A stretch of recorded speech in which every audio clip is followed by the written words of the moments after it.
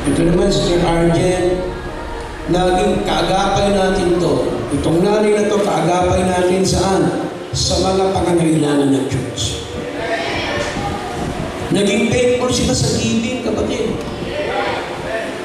Of course, lahat naman po, pero siyempre kahit paano, yung kanilang, alam nyo, may test tayo, equal naman yan sa mata ng Diyos. Pero siyempre, pag nag-offering ka ng 10,000, 5,000, tapos in-offering mo 100, pag sa gastusin, magkaiba na yun. Mas malaki yung power ng 5. Pero sa mata ng Diyos, pareho lang yun.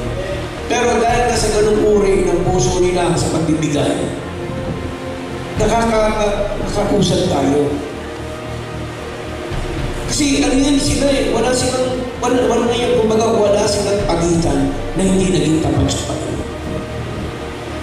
Kahit sa panahon yan, alam ni Sir Arjen, kahit sa panahon ng bagsak ang kanyang puso, patuloy lang yan, kahit umiiyak siya, patuloy sa Panginoon. Salamat sa mga ganong pananampalataya, Sister. Thank you sa inyo. Kasi kung wala kayo, mahihirapan na gawain ito.